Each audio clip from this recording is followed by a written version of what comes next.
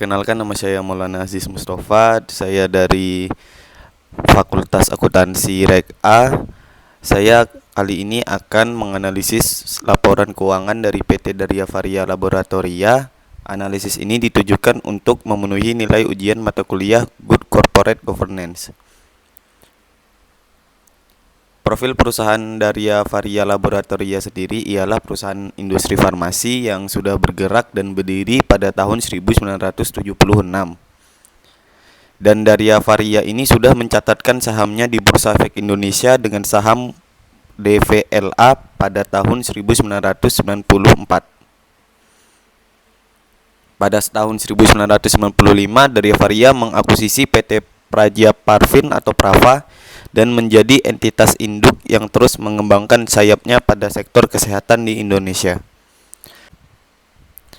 Lalu untuk analisis Good Corporate Governance pada PT Daria Varia Laboratoria ini, yang pertama saya akan membahas di struktur kepemilikan PT Daria Varia Laboratoria.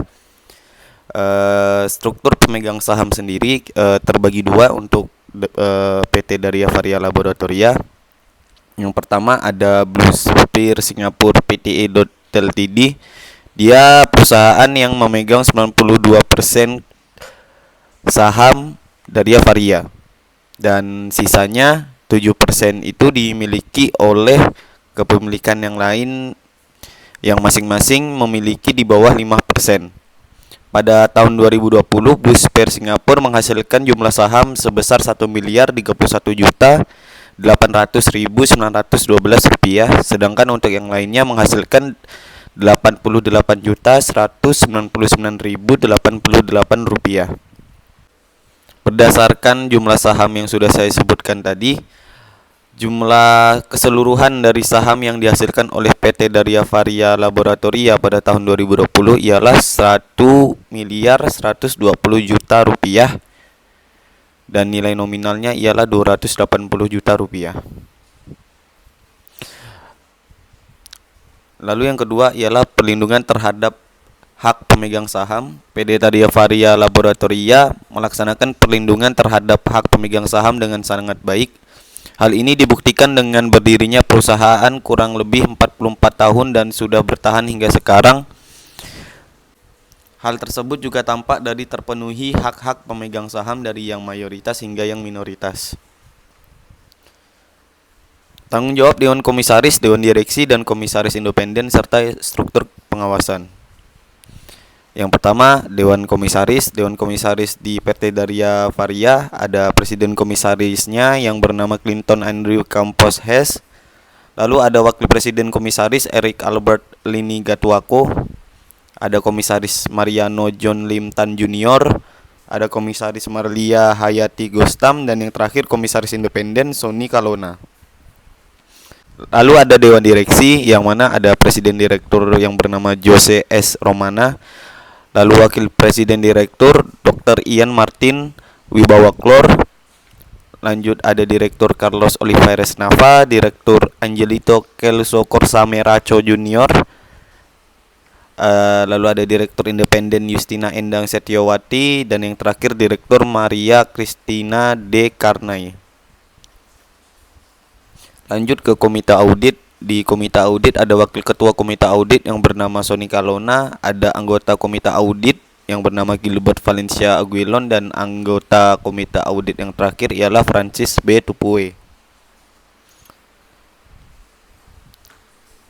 Hasil analisis saya mengenai Dewan Komisaris, Dewan Redaksi, dan Komisaris Independen serta struktur pengawasan sendiri ialah dari nama-nama yang saya sebut tadi ialah personel kunci dari manajemen atau entitas meliputi seluruh anggota Dewan Komisaris dan Direksi. Personel tadi memiliki pertanggungjawaban untuk melakukan perencanaan, memimpin, dan mengendalikan seluruh aktivitas entitas.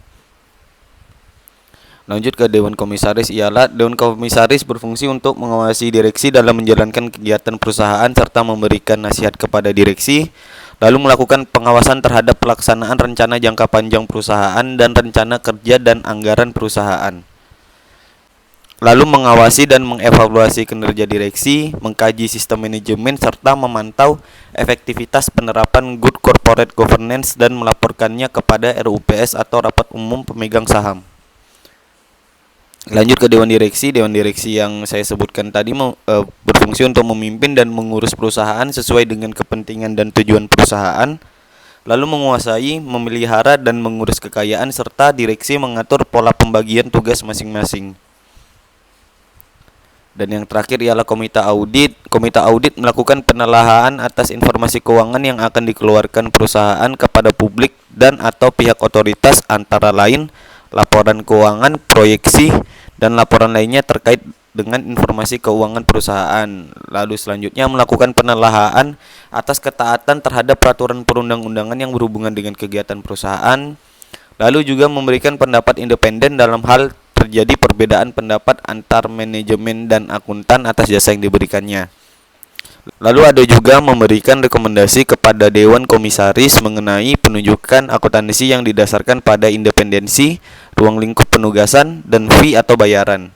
Dan yang terakhir ialah melakukan penelaahan atas pelaksanaan pemeriksaan oleh auditor internal dan mengawasi pelaksanaan tindak lanjut oleh direksi atas temuan auditor internal.